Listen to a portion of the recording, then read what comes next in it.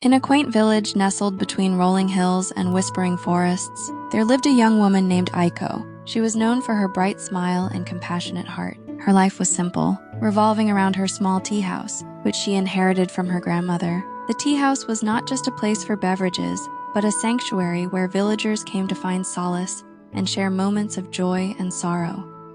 Aiko's grandmother, who had taught her the art of tea making, had also imparted a profound philosophy, Ichigo Ichie. This Japanese concept translates to one time, one meeting, emphasizing the uniqueness of each encounter and the fleeting nature of time. It was a lesson that Aiko held close to her heart, though she didn't fully grasp its depth until a series of events unfolded.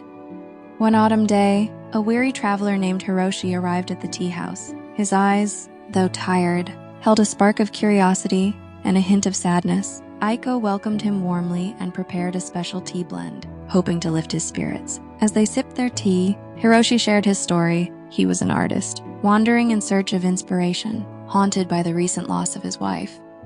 Aiko listened intently, her heart aching for him. She remembered her grandmother's words about cherishing each moment and decided to create a memorable experience for Hiroshi. She invited him to a traditional tea ceremony the next morning, promising it would be an experience unlike any other.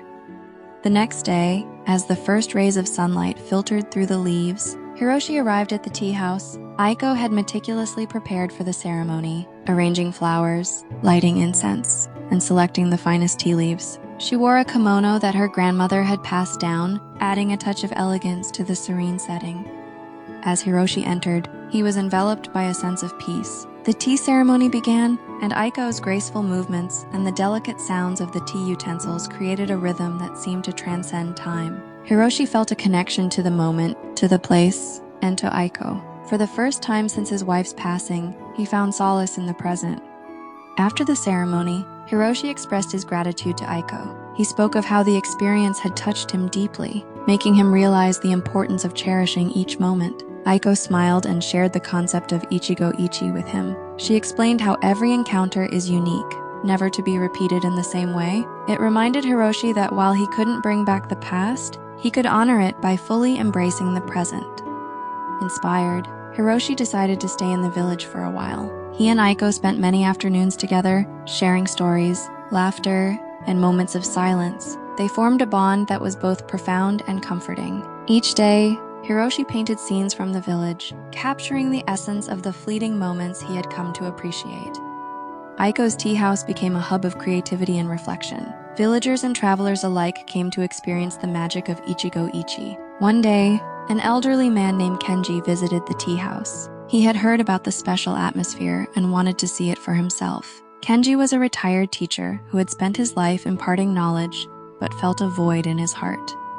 Aiko welcomed Kenji and prepared his tea with the same care and attention. As they talked, Kenji shared his regrets about not spending enough time with his family and not appreciating the small moments. Aiko gently reminded him that it was never too late to start living with awareness and gratitude. She invited him to join a tea ceremony, where he could experience the power of being fully present.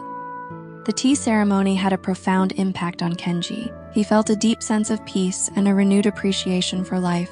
Inspired by Aiko's words and the experience, he reached out to his estranged family and began to mend broken relationships. He started to cherish the little moments, finding joy in the simplicity of everyday life.